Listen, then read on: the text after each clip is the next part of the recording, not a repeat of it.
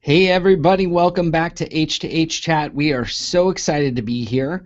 Before I kick this off and introduce our awesome guest today, I'm going to just first say, hey, how are you doing, Susie? What's going on?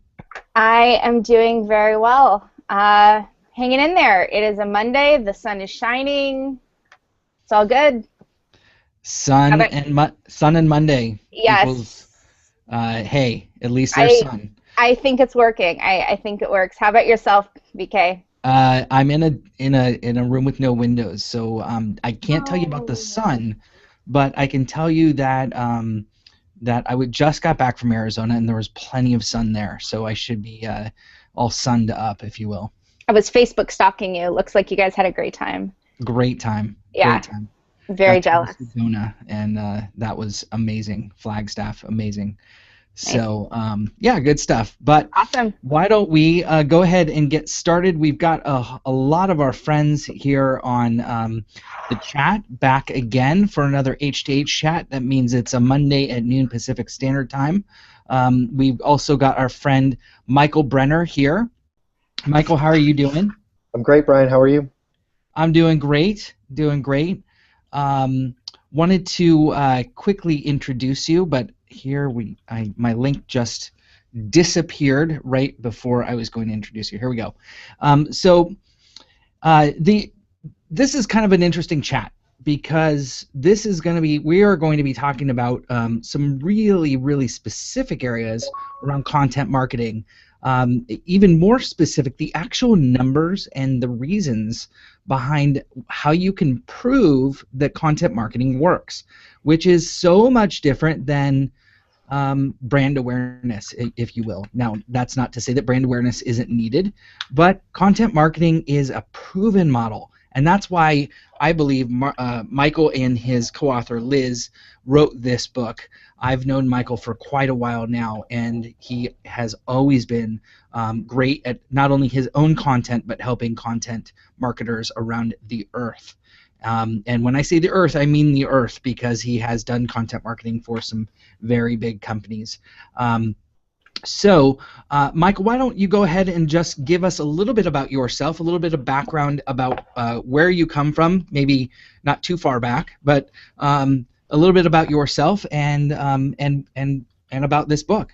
Yeah, sure. Yeah, I always say I don't want, now that I'm older, I need to make a long story short when trying to describe my career for those of us that have been around for a while. But yeah, so I spent, make it as short as I can, 10 years at the Nielsen Company, essentially selling and then marketing retail measurement information solutions to, some of the top consumer products companies in the world, Kraft, P&G, Wrigley Gum, Hershey's, you name it. So if it's a product you bought in a store, I probably helped them understand how to sell it, at what price and what location and on what level of discount.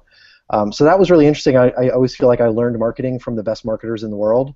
And also understood that how important consumer insights were to effective marketing. But that was a big company, and I wanted to sort of do the startup thing, and so became head of marketing for two small companies, which was a really interesting turn in my career. And I love to explain it as I learned how to do marketing without a budget. And it was sort of we weren't using the term content marketing at the time, but what I found was that telling customer stories, speaking, doing research reports, thought leadership, those things worked so much better than promotion and brochures and all the kind of stuff that most people think of when they think of marketing. So that was an interesting turn. And then I went back to a big company at SAP where I think we met Brian. I was their first head of digital marketing. I was their first head of content marketing, and really was solving this problem inside the company of how do you do more with marketing, how do you produce more with less budget for a very large, very complex organization selling pretty high-end types of enterprise software. And so really learned and got to meet so many great folks in the content marketing industry as this whole trend emerged.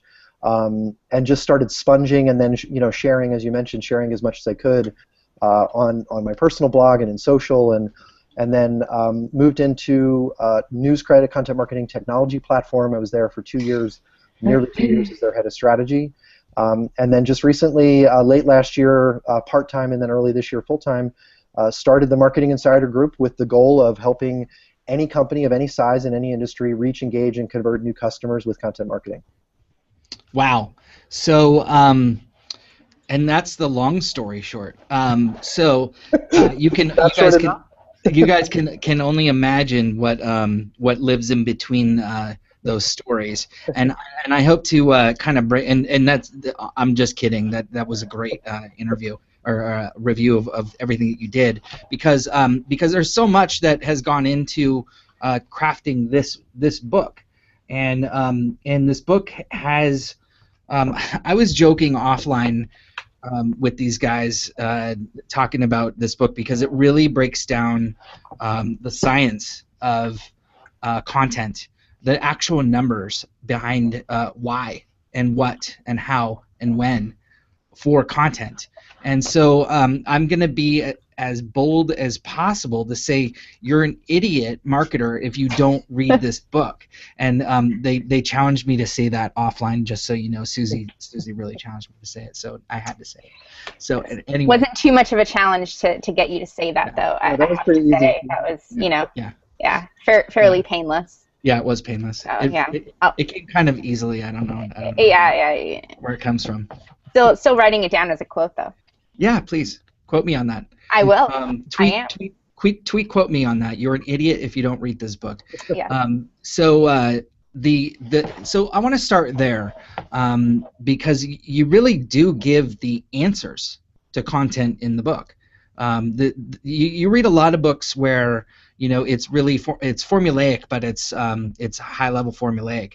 This is not that. This is actually like, if you follow this, you will be able to calculate your ROI. So how did you already have this in your mind, and know what this was, or was there a lot of research that had to go into building out the content marketing formula? Yeah. I mean, it was, to be honest, I was telling you a little bit of this before the show started. This was a book that escaped. It wasn't one that I had planned to do. I actually had a synopsis and an outline and even pretty decent amount of content already developed for something I was going to call Publish or Perish, which is actually recently research that Forbes came out with using that term. So I'm glad that I'm glad they would have beaten me to the punch. So I'm glad that I didn't move forward with that. But I was talking to our good friend Joe Polizzi about 6 months ago, and I told him about it, and he said, I don't know that the world needs another content marketing book. And so I asked him, what does the world need? Specifically marketing folks who maybe, are resistant to the concept of content marketing, because I don't think it's hit a tipping point really yet. I don't think it's truly ingrained in the DNA or the culture inside marketing organizations. And he sort of threw around, maybe ROI might be something to do. And then, sure enough, 2 weeks after that, I was doing a webinar with my co-author Liz Bedor on content marketing ROI, and in that webinar, we did a lot of research, and sort of the background and context of that webinar was, it was the number one question that we were getting as content marketing strategy consultants from our clients was, we sort of get the reason for content marketing, we know we need to do it. The pushback we get internally is, what's the ROI? And I remember hearing that with social, 10 years ago. What's the ROI of social media? And there were, Eric Qualman did some great videos on that topic, and I loved the quote, "What's the ROI of your telephone?" and all those kinds of things. But it was still a big challenge, and so we put together this, and it was a lot of work. And by a lot of work, I mean we scoured the web. We tapped into a lot of my experience from SAP. We looked at a lot of the clients that we were working with, and really tried to answer all of I called them levers, all of the levers that any company could pull to generate the return on investment. And it was ironic, because what we found was that every company that really committed to finding it was able to find it, and not, we say in the book, not 5% or 1% or 10% or even 80% higher return on investment in content marketing than regular marketing, but 200, 300, 400% improvement in return. Wow. With the companies that were using content marketing. So we developed this webinar, and I thought it was going to be the worst webinar ever. It was like 200 slides, and it was all out of math, and who the hell wants to listen to an hour of math? And we had over 1,000 people join. 1,600 signed up, 1,000 people joined. Almost all of them stayed on. we had 50 comments after the webinar, and 12 of them specifically said, please turn this into a book. So it felt like the universe was speaking to us. So we really quickly, within about 3 months, turned those 200 slides into the 100-page book. And we went very quickly to, what's this book going to look like? We didn't want to talk platitudes. We didn't want to talk theory. We wanted to get really specific and answer the question for any company asking this question or seeing this challenge or facing the challenge of what is the ROI of content marketing. Wow. Well, okay, so I'm going to obviously people can get the book, and we're going to have some things to share throughout as well that you have been so gracious to provide us with that I'll wait to announce. So anybody that stays on is going to get a nice free gift that will make your life awesome. Trust me, it's going to make, if you're a marketer, you're going to love what's coming.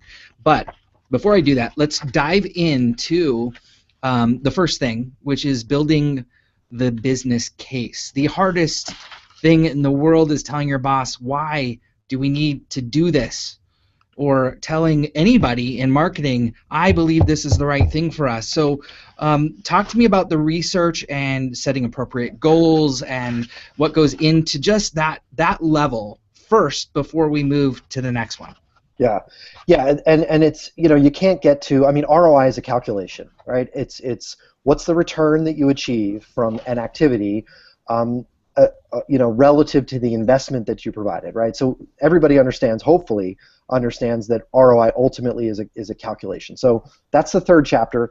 The problem is you can't get to that before you define what's the actual objective of doing content marketing, or even your marketing overall. And so for some brands, it's awareness. For other brands, it's, hey, people already know who we are. We want to engage with the right folks that might eventually become customers. It might be actual sales, which is fine.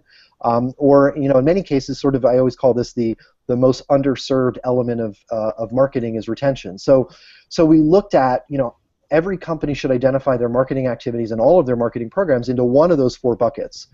Generally, and you can have marketing programs that want to do all of those things.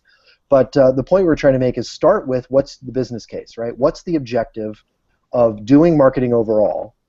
Is it to reach new people? Is it to engage folks deeper in your brand? Is it to convert them to something you can quantify? Or is it to keep them as customers or have them buy more from you? And so it really starts with that, identifying what's the objective of either content marketing specifically or marketing overall. And then you need to do that in order to build the business case. And so the objective of doing content marketing, can fall in any one of those 4 objectives. Once you identify what your specific objective is, it then becomes much clearer to understand, okay, well, now we can identify the specific measures that define success, right? If it's awareness, it might be impressions and reach. If it's engagement, then you're going to look at things like social shares and comments and subscriptions. And if it's conversions, then you're going to want to be able to track leads and downloads and click to buy, or maybe even offline sales that might occur. If it's retention, you're going to want to understand what's the retention rate of companies or customers that have engaged with your content, and how much more do they buy from you when they engage with your content. So it's really it defines the lens, defining the objective. Then you can turn that around to build the business case. So if you need to build awareness, well, what's your current level of awareness? If you're trying to deepen engagement, what's your current level of engagement? It's a really important point. We say this in the book. I love to ask CMOs, what's the ROI of your marketing overall? When they ask me the question, what's the ROI of content marketing, I start with what's the ROI of your marketing overall. And if I feel really sort of risky, I might even say, like, hey, I noticed that you put your logo on stadiums. What's the ROI of your logo on the stadium, right? Do you know? Or the ROI of a logo on a golfer's hat? Chances are you don't know, and you shouldn't accept that marketing can't show a return on investment. I was both listening to you and just ordered a copy to be sent to Suzie, because this is phenomenal. So I am so excited. Yeah, so she has a paper copy on her way right now. Again, you're an idiot if you don't read this. So then let's go into the next piece, which is budget. How do you budget for something based upon a theory, which is really what we've been talking about? I guess there is a part of it that that is calculated, but it's calculated theory. So how you're now going to ask for $100,000, $500,000, $1 million. It depends on your size, maybe even just $2,000. How are you defining this in the budgeting process? Yeah, and so one thing that I think is really important for people to understand, and if if you're with a bigger company where there is let's say an established marketing budget, this is an easier proposition than, let's say, if you're with a startup or a company that's really considering investment in marketing at all. So let's just say that you're a company that has at least some level of investment in marketing. The point that we make with finding the budget is that content marketing does not require incremental dollars. The large majority of marketing programs, campaigns, and tactics are completely ineffective, and no one wants to hear that. But in all of the companies I've worked with, and one of the tips we mentioned in the book is go into whatever CRM system or marketing automation system you're using, and just look at all the campaigns you have. Go to the campaign report that shows any kind of metrics, and sort it low to high. And every time we've done that, what we've seen is if there's 100 programs or campaigns or tactics in there, you're gonna page down, like you're gonna have to click on the next results once or twice to see something like 41 or 42 out of those 100 tactics before you start to see any kind of measurable return. And this is not, this is the nature of, maybe it's the 80-20 rule. I don't know what it is. For marketing, it seems to be more like a 40-60 rule where, a short of a large majority of marketing campaigns produce zero results. And so all you need to do is do that sort from low to high on results for each of your campaign. Look at the money you invested in those campaigns that generated, unfortunately, zero results, and reinvest that money into content marketing. That's one of the simple ways you can do it. Another thing that we talk about is, hey, are you buying paid search ads? Well, if you're doing that, the only reason you would do that is because you're not ranking organically. So shift the money you're investing in paid search ads, which only really resonate with 30% of the folks that do any search in Google, and move into organic, where 70% of all search results are clicked on. So the point, there's a number of different ways. Like I said, there's a number of levers that you can pull, but the main point is it doesn't require incremental budget. All you need to do is shift your investment out of activities in marketing that aren't performing and generating a result, again, against that business objective we outlined in the first chapter, and then start spending that money in content marketing. I don't know if anybody saw this, but Luke Kintig from Intel did a funny article about what a Super Bowl ad investment would have achieved on Intel IQ. So the point he was making is that if you spent just what it cost for one Super Bowl ad, he could have built 5 or 7 or 10 Intel IQs, and they have an amazing site, millions of page views every month. And so the point he was making is, if you've got an advertising budget, take 1%. Maybe you get 10% if you're lucky, but it does not require a significant amount of investment to achieve results with content marketing. Wow. Okay. So this is extraordinary, because now, are you guys hearing some feedback on me by chance? Mm-hmm. I'm not. Yeah. Now you're better. Okay, good. Yeah, it just cleared up for me. Aliens were talking for a sec. The aliens were getting excited about content marketing. And you should. It's an untapped market. There you go.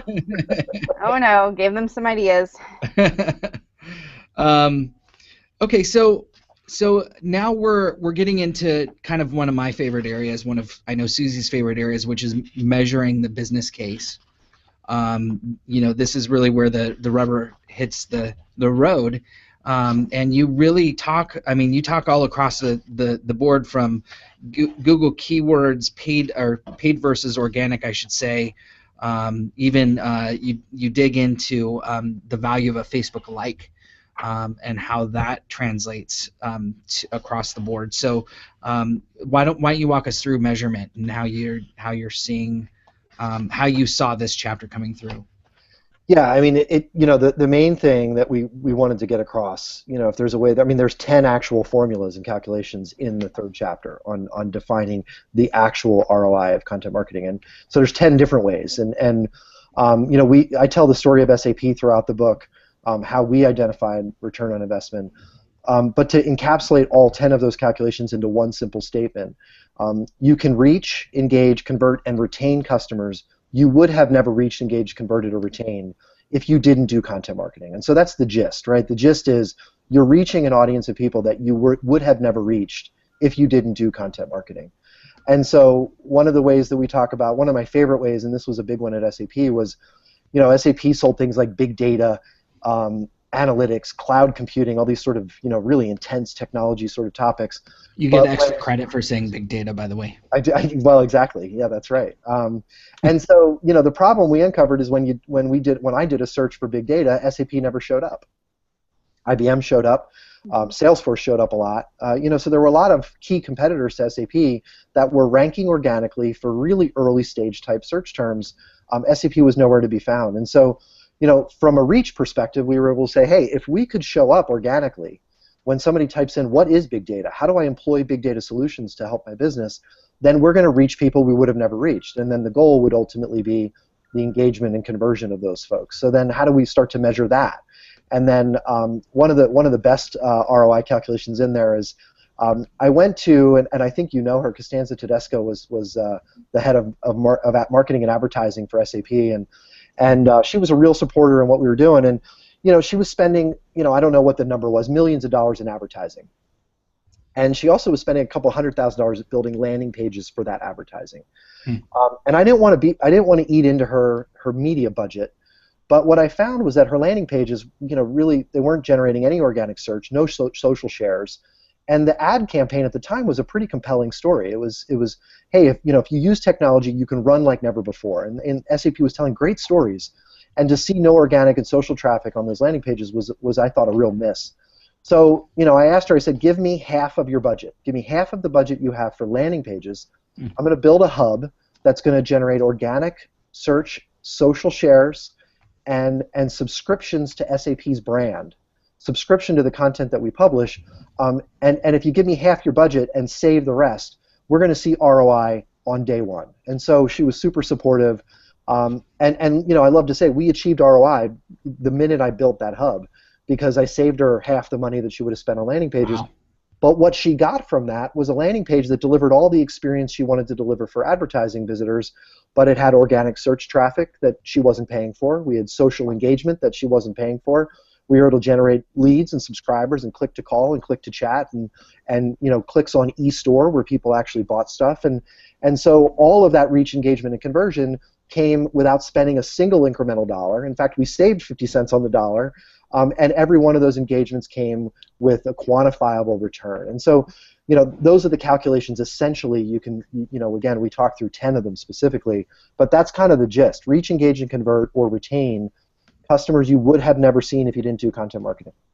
Wow, that's awesome. So, there really is, as long as you're doing content marketing currently, this really helps to optimize what you're doing and take things to the next level. But what about the companies or people that are not currently doing it? Is that something that you took into consideration here? Yeah, well, it is, and that's we start the book with sort of a what is content marketing? Why has this thing become such a hot trend in not just the world of marketing but the world of business overall? So we spent a little bit of time in that. I mean, this book specifically was answering the question, what's the ROI of content marketing? It's a little tongue-in-cheek, like I said. I mentioned in there, like, well, what's the ROI of your logo on a stadium or on a golfer's hat? Because we realized that most of the times you've got a CMO or a senior marketer who might be a little more traditionally minded or conservative, and they're not asking the ROI question because they actually want to know the ROI. They're asking the ROI question because they're resistant to this trend. They want to continue to promote their brand, talk about themselves, and like I said to the CMO of a very large financial services company a couple months ago, you have a choice with marketing today. You can shout into the wind, which is the classic reach and frequency approach that advertising typically employs, or you can engage with folks that have a real chance of becoming customers. You can build brand engagement in a way that you can then measure the conversion to something that you can value. And so we do speak to that. We understand that the ROI question often comes as more of a defense mechanism. And so we try to answer that in the first part of the book. But the rest of it is really, okay, if you're serious about answering this question, here's the path to get there. Wow. This helps both content marketers as well as content marketers who have any challenge wondering or deciding what is important inside of your analytics package. Because a lot of times you look at an analytics package and whether it's Google or whatever you're using, um, it's gonna be pretty challenging to figure out what are your top things that you want to measure. And what you've done here is really broken that down to the important stuff to measure both upfront, during, and then after the fact. How did it do throughout? So let's move then to the next. We've just got a couple more minutes on this before we take questions. Everyone out there, please do. If you're new here, then please make sure that you ask some questions. And Susie's going to be posing those questions to Michael here in about 5 minutes. And all you have to do is use the hashtag H2H chat and your question for Michael, and he's going to go ahead. He'll go ahead and hopefully get those answered. So we're moving into the next section here, which is sorry, I lost my place in the book. Of course I did, because I was talking. I always do that. Okay, so the next one is moving into the brand health and conversions. So how do we now take measurement and actually move it into what example can you give around conversions? What works and what doesn't, and how should people be writing and building their content marketing plan so that they're converting? Yeah, I mean, one of the things we talk a lot about in the book is the focus on subscriptions, and subscriptions are something that's become a bit of a buzzword in content marketing circles. You know, I call it the content marketing echo chamber because sometimes I think we're all just talking to each other.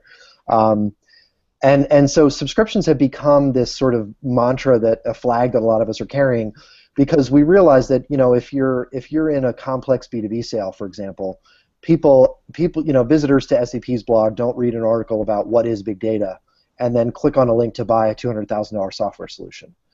But one of the things that we found is that you can identify value to that traffic. There's value to that traffic when it engages with your brand. But subscriptions are really a measure of really the whole funnel. If someone subscribes to your content, it's so good that they're inviting you into their already overcrowded email inbox. And so they're voting on the value of the content, but they're also voting on the brand. They're deepening their engagement with you, and subscriptions themselves are a conversion. Subscribers themselves have value, and so all you have to do is look at your company's email database, identify any sales you ever achieve from that email database, and divide by the number of folks in the email database to identify the value per subscriber. What we found is that content subscribers are 10 times more likely to convert to a sale, even in the most complex B2B scenarios. So we really focus a lot on that sort of middle of the funnel in brand health and engagement stat around, is your content driving subscribers? And you know, one thing I will say is I do a lot of sort of assessments of content marketing programs for my clients, and one of the biggest gaps we see is just there's not a lot of focus on subscribers. A lot of people are like, oh, I don't have an email platform, and I'd have to look at some technology, and it should not be an obstacle in any way. That focusing on subscribers tells you what kind of content people are interested in, where they're going to convert to a deeper level of engagement, and the subscribers themselves have value. Wow, and then you actually just define that value. So what is a subscriber? How much are they worth per subscriber? How much is a click worth? I mean, the whole path is almost a definition of some level of value. Otherwise they don't belong in your funnel. So basically, and so I'm going to just go ahead and ask you just one more question since we have some time here, just to talk about how this applies to the service industry, because the product industry is very specific. You have a cost for your product. For the service industry, it's not as well defined. Now, obviously, if you can productize your service, that helps a lot. But how do you see this working for the service industry? Yeah, there's actually a great example. It's Capgemini's content loop, content-loop.com if people want to check it out. Capgemini, as you may know, is I think the number 4 or number 5 technology services company in the world. They're actually much more well known overseas due to their French heritage, and number 4 or 5 here in the States. So they use Content Loop and they publish a lot on LinkedIn using sponsored updates with really high-level thought leadership content. You know, some of the same topics that SAP might be publishing: cloud computing, big data. But as a service provider, what they do, conversion for them is really interesting. When you land on their site, you're engaging with a Capgemini content hub, which is, you know, has value in and of itself. The conversions for them, and they do offer subscriptions and some offers for downloadable white papers and things like that. But I love their conversion. What they do then is when you're reading an article, let's say on cloud computing, they have a little pop-up on the right-hand side that says, if you're interested in this article, maybe you want to connect with one of our practice leaders in cloud computing. And you can literally click on a button and connect with them on LinkedIn. So they've got a deep integration with LinkedIn, which is pretty cool and pretty unique, I think. It's an example that I just don't know why more people aren't talking about. I love that example because what they're selling is their people. To your point, it's a service industry.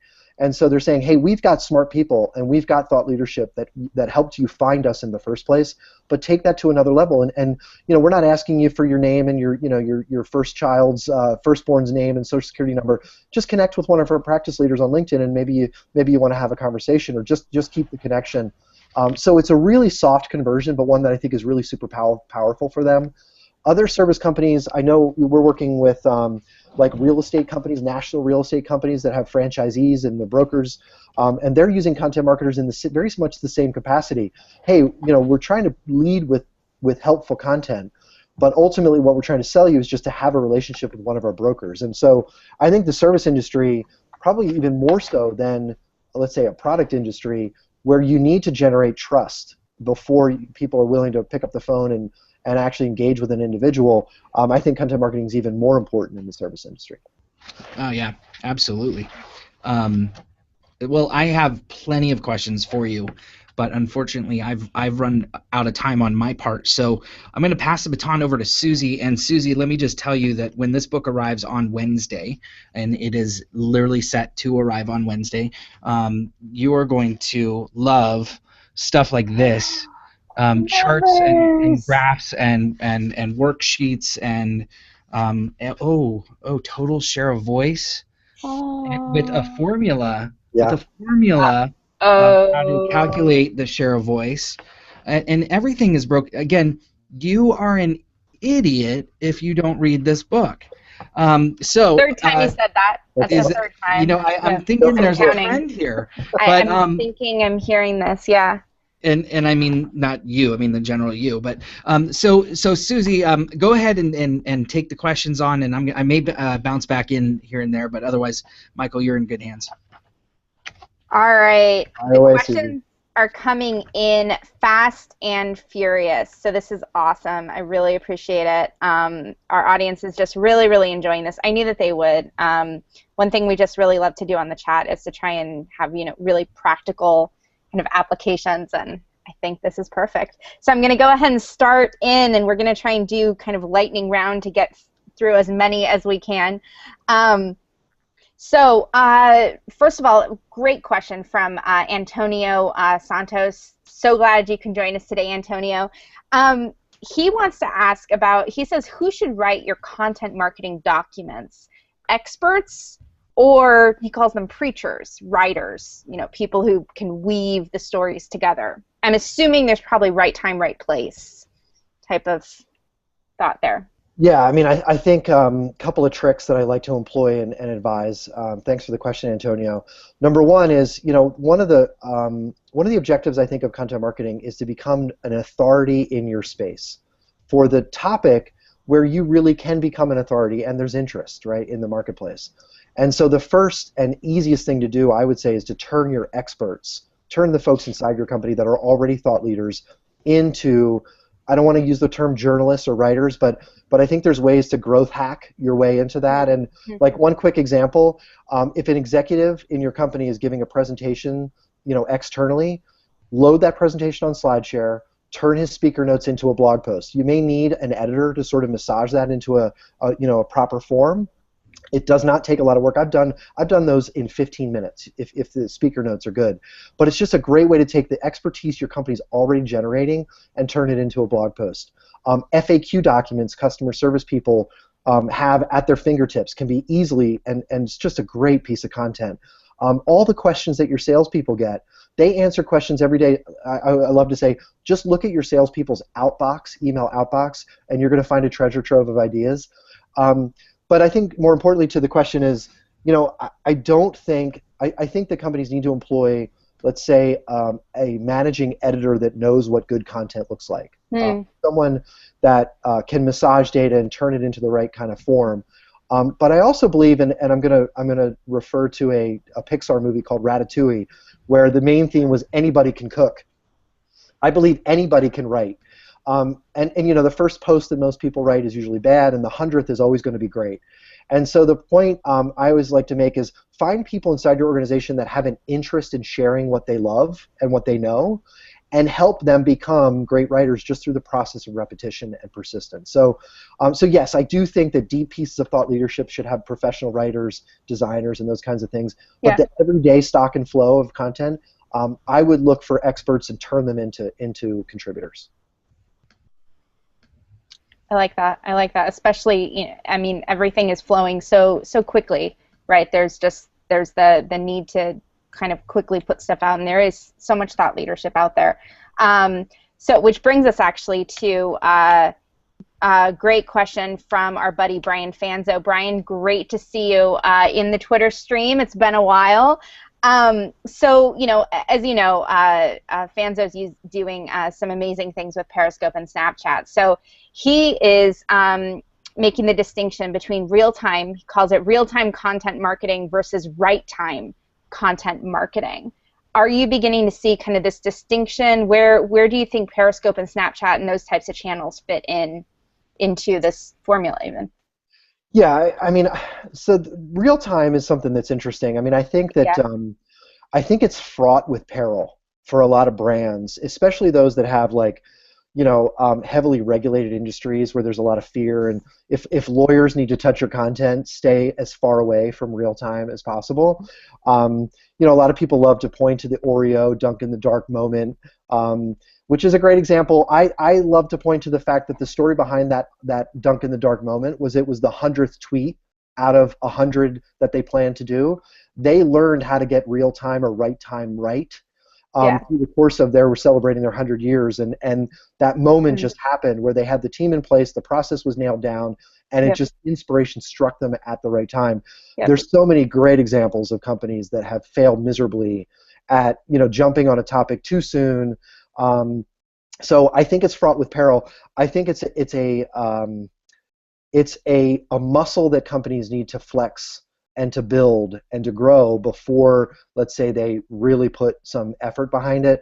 I do think that Periscope and Snapchat offer some opportunities for brand engagement. Although, I'm not sure that, I think you have to think about. I define content marketing as the overlap between what a brand knows and what consumers actually want. And so I think you have to ask the question, are people on Snapchat really interested in engaging with branded content, and what kind of content is appropriate for the context there? Periscope probably has a little bit more. You can live, sort of live stream, let's say, a thought leadership event. That might be a totally appropriate thing from an event perspective. Snapchat, I think you get into a little bit, murkier water there. So my point is, I wouldn't rush headlong into real-time marketing. I think if a company's going to invest in it, they should put the right people together, make sure the process is defined, and make sure they don't do anything stupid. I think that's a great takeaway. Don't do anything stupid. So a follow-up on this. How do you suggest in that case that brands research or try to understand the type of content that their customers are wanting, and what content they should be choosing, what channels even? That's a great question, and I learned in media training never to say that's a great question because every question is supposed to be a great question. But that's a great question, mainly because I have a great answer. No, I think I love that question because I love to say that the content you should produce is an absolutely knowable thing, and you know the question I hate is how to produce a viral video. My friend Todd Wheatland loves to say that the only answer to that question is STFU, shut up, in sort of richer language, because all you need to do is create the content that your audience wants, and you know the kinds of recipes that go into viral content. It's generally more of an accident, I think, than it is a formula. Absolutely. But it's a knowable thing, right? You can know what your customers are searching for in Google. You can know, I love BuzzSumo, BuzzSumo.com. You can type in any search term, any website, and you can start to see what's the most shared content on that topic, what's the most shared content on a website, and who are the top influencers. With one tool, you can almost, in one tool, identify an entire content marketing plan. So I would say it's a knowable thing. Just look at search terms, look at the volume, look at where you can own. You know, you got to get long tail to figure out what space you can own. Look at BuzzSumo and other tools out there to identify what people are sharing, and then make sure you're answering those key customer questions. Yep. I have to give a second shout out to BuzzSumo. I'm a big fan of them. They are kind of my secret go-to. So now I've shared my secret, but oh well. Okay, so I am going to jump to a question from David Pepper. David, it's great to see you. It's been a few months, been far too long, my friend. So glad to see you back. He wants to know, what is the most valuable thing, in your opinion, to measure with regard to ROI? Yeah, we talked about it with Bryan, and it's subscriptions. It's definitely subscriptions. And I understand that a lot of brands are scared of subscribers due to the sort of privacy laws and can spam and what technology we're going to use. And I mean, on my own site, I use MailChimp, and I'm not a paid sponsor of any kind, but any brand can get MailChimp for free up to, I think, a couple thousand subscribers.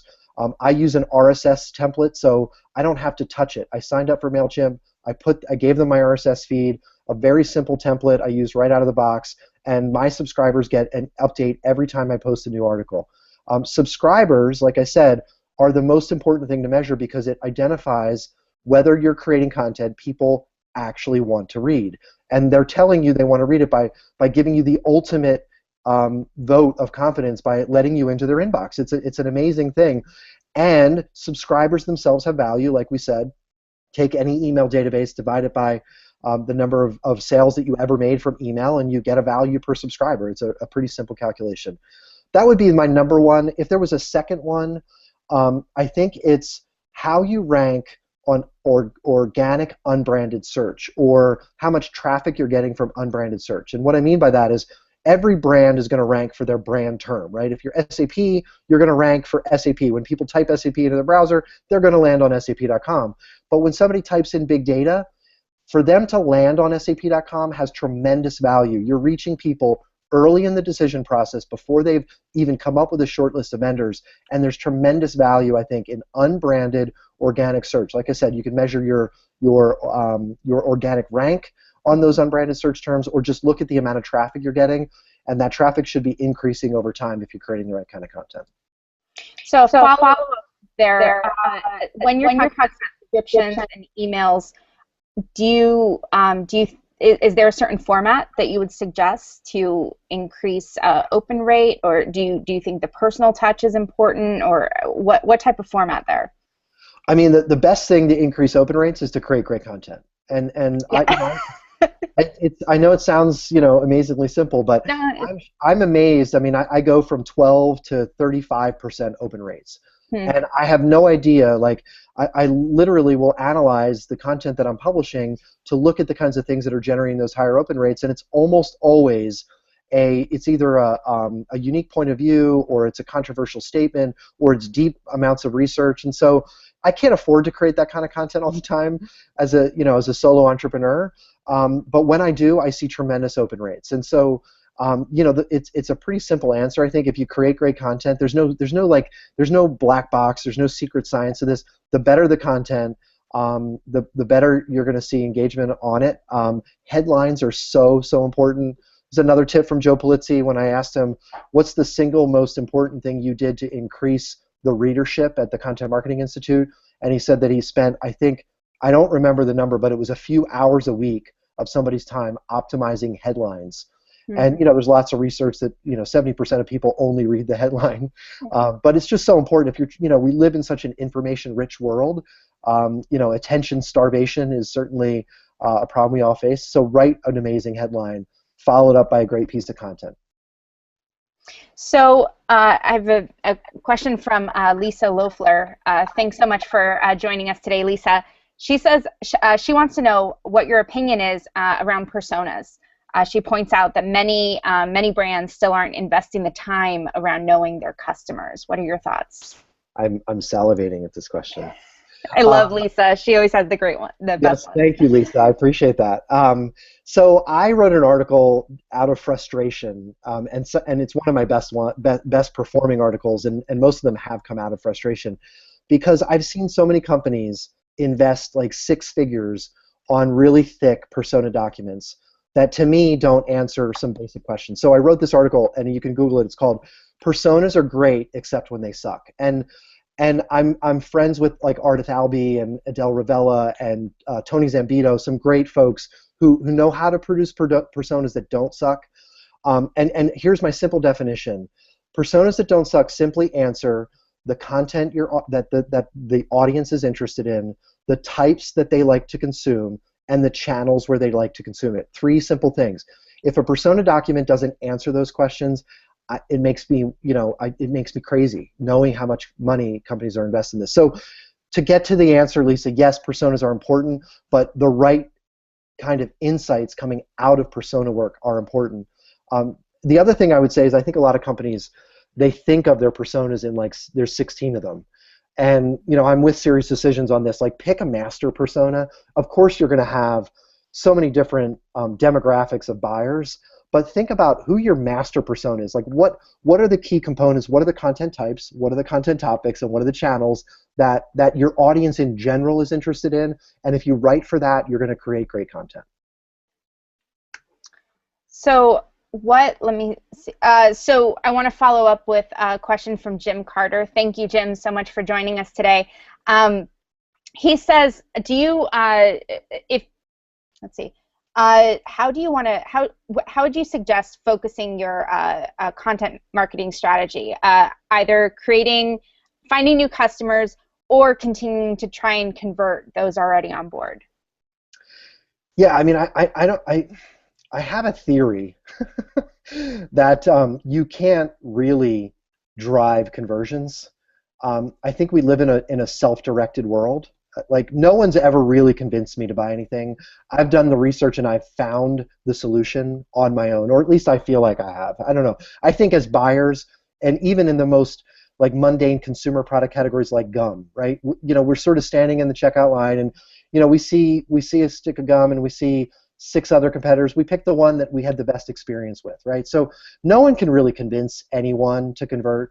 I think the focus should really be on finding new customers by presenting your thought leadership, by presenting your expertise so that you become an authority, and then your digital experience, your product experience, and all of those other things that truly make you unique and make you preferred by your existing customers will shine through. So the point is that the bigger you can make the top of the funnel, the more conversions you'll be able to drive. Having said that, I will say there's a gap, not in the late stage for most companies. Like, most companies produce a lot of content around who we are, why we're better, what we sell, how much we cost. The middle stage is a gap for a lot of companies, and it's things, I think, to the first question, like thought leadership white papers, research reports. A lot of companies don't take people, once you figure out the top of the funnel volume of content problem, really need to bridge the gap by filling in the middle of the funnel with deeper thought leadership type of content. So I have a question here from Sarah Walters. Thanks, Sarah, so much. Great to see you in the Twitter stream. She wants to know what's your personal favorite social media channel for content marketing? Personal favorite. I mean, I'm like friends with people at Twitter, LinkedIn, and Facebook, so I don't know that I could you know, I love them all equally. So yeah, I mean, I think they're each different. I mean, I get great volume and engagement from Twitter, but I've invested a lot, I think, in Twitter, and I share Bryan's stuff out. I mean, I share people that I think are sharing great stuff. I commit to it, and so I think I get a return from that commitment on Twitter. I also see lots of engagement on LinkedIn. It's not the same volume, but I see lots of great engagement. Facebook is one that I know a lot of companies are getting great results from. Facebook is number 3 for me. But the thing is that the interactions I have on Facebook are really personal, so I value them. Yeah. So again, like they're each different. I still use Google Plus. I love Pocket. I love Buffer. I don't know. Twitter is really my number one, but it's really, I'm saying that based on data and relationships. You and I are on the same wavelength there. That's Twitter is my go-to for that exact reason. So I can really track things. So, all right, we're there. Yeah. So let me see. I want to ask a question. They're coming in so quickly. I'm trying to go through. So I have a great question here from Christy. Thanks so much, Christy. She says, what is the best way to build content marketing that speaks to customers in interesting and unique ways and produces results? Oh, that's a boil the ocean kind of question. Yes.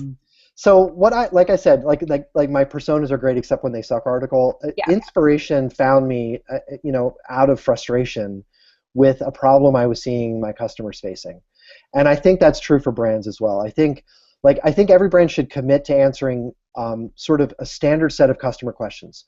What is the solution that you sell? Not the product itself, but the category of solution. What is big data for SAP? How can a company employ big data solutions, right? You should answer that question. Where can you find out more? One of my most popular posts at SAP was 51 people you should follow on Twitter for big data. I was linking out to all kinds of other people, including Oracle, a competitor of SAP's. And so I was building, I think, trust and engagement. But we found inspiration. We saw these great hits based on, sort of following the breadcrumbs. Once we committed to answering customer questions, we started to see things that were questions that weren't answered by anybody else. One of the posts we wrote was about dark data. We wrote this great post about the value and benefits of dark data, sort of a subset of the whole big data conversation. And that post did really, really well because we found that it was, we committed to answering customer questions and saw this question come up that no one had answered before. So I think when you commit, it's sort of like persistence is really the key to success in anything. When you commit to doing it regularly, you're going to find these nuggets of inspiration, and you're going to see that no one else is really solving that problem. And then I think that's the kind of content that can really resonate with an audience. Let's see. I have an interesting question here from our buddy J.S. Gilbert. Thanks so much, J.S. So he says, according to a study by Havas Media, in Europe and the U.S., people would not care if 92% of brands disappeared. I use that quote. I actually use that quote in some of my keynotes. And I think I love to say that marketing has a marketing problem, because I think when you ask people about brands or even the products that they use, how many of them have a real emotional connection with the brands that they use? And yet, when we talk about Red Bulletin and what they're doing, GoPro, American Express Open Forum, small business owners rely on American Express Open Forum every single day to figure out, how do I start a business, how do I grow a business, how do I keep my customers? Those brands are seeing tremendous levels of engagement and conversion because of the thought leadership that they provide. So the experience and the relationship that they have with their customers goes so much beyond the actual product experience. And so, Robert Rose and Carla Johnson wrote Experiences, the Seventh Era of Marketing, because I think their main point is that anybody can compete with you on a product, but your experiences is what makes you truly unique. And so I completely agree. I mean, I could care less if most of the brands that I use, maybe not Starbucks. I couldn't live without Starbucks. I couldn't live without Apple, Amazon. outside of that, I don't know. There's a lot of brands that I could live without. The brands that help me outside of their product experience are brands that I wouldn't walk away from. Hmm. But great. It reminds me of the whole looking at your iPhone or Android app screen, right, and coming to the realization you use five of the apps. Mm-hmm. You have like 50, right? It's the ones that you actually go to. Yeah. So we just have a few minutes left, and I want to ask a kind of a follow-up question to something that I thought was interesting that you were talking to Bryan about. So when you have a CMO who is skeptical, right, and who's giving you that pushback, especially for someone internal to the company, what tips do you have for selling this content marketing concept to a CMO? Yeah, I really believe that in order to create content that an audience of customers might actually care about, you need to have empathy. And the problem is many executives don't have any empathy. How do you sell empathy to an executive who doesn't have any? And so the way to do it, I found, and it's it's unfortunate, but it's fear. It's fear that your competitors are doing it better than you. I started with stats. When I was at SAP, I started with this great stat that we did an inventory of some of our content programs and found that 56% of the content we created was never used at all. And we attached a dollar figure to that. It was a very high dollar figure. And the marketing organization sort of yawned, like, okay, well, we realize that, we're going to create a lot of stuff and some of it isn't going to work. I'm like, 56% of it, like, never got consumed by anyone. Wow. Again, you look at the campaigns, 50% of the campaigns that we see most often at companies have absolutely zero impact. And executives kind of yawn. They just sort of have accepted that half of the marketing that they do is ineffective. Unfortunately today, you can know what programs are ineffective. Those stats don't seem to resonate too much. But when you show, I think, a CMO, hey, like we did with SAP, cloud computing. I was on a call with 200 salespeople, and they were debating this question of doing content marketing for cloud computing. And I said, you know what? One of the things where I started was I went to Google and I typed cloud computing in, and SAP didn't show up. And this SVP of sales, I'll never forget this moment. I heard him like slam his fist down on the table, and he's like, "This has got to stop. We need to be the leader in cloud computing, and we need to show up first in Google." And so Google search results, for some reason, really resonate with salespeople. I think they really resonate with senior marketers. If you're not showing up organically, then you're not considered a leader in your space, no matter how often you want to say that you are. So I would say fear beyond, start with stats. Maybe you've got logical folks in your executive suite. If they don't work, then move to fear. That is quotable. That is a good end. Thank you. This has completely flown by. I so appreciate you jumping on today. We have lots and lots of questions still that I didn't get to. So after the chat, I definitely encourage you to check out the hashtag. Lots of people would also love to say hey to you as well. Yeah. Thank you so much for joining us, and over to you, BK. Thanks, Suzie. Awesome. That was really good. And as Suzie mentioned, I've been trying to keep up with the Twitter stock ticker, as I'm going to call it now, because it is off the charts awesome. Thank you everybody out there for attending another H2H chat. This has been extremely informative. We have, or I should say, Michael has a gift for you. Michael, you wanna let everybody know what you've got, and we'll make sure that it gets tweeted out.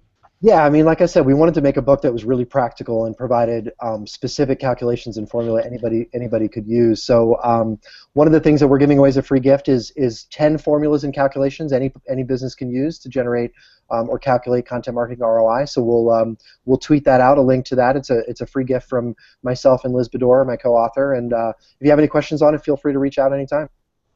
Fantastic. Thanks for doing that for everybody. I know they'll really appreciate it. In fact, I just emailed it to my entire company. So now everybody has it, and everybody should read it unless they don't care about marketing. Then they should just move on. So how's that for blunt? So I really appreciate it. Thanks again for being here and talking about this great book, The Content Marketing Formula. You can get this book on Amazon. Just type in The Content formula, and Michael Brenner, and it will come right up, I promise. And then other than that, we are really excited to announce next week's guest. Suzie, do you remember who that is, or do you need me to do it?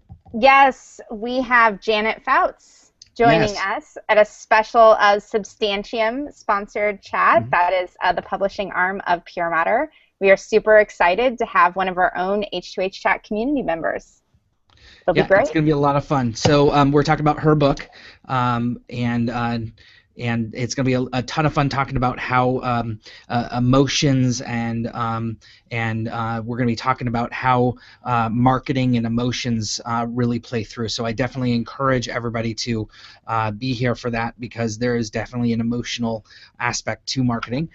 So thank you, everybody, for being here yet again. Michael, thanks, man. I really appreciate it, and we will see you guys all soon. In fact, we'll see you next week on Monday. Cheers. Thanks, everyone. Have a great week, guys. Yep, you too.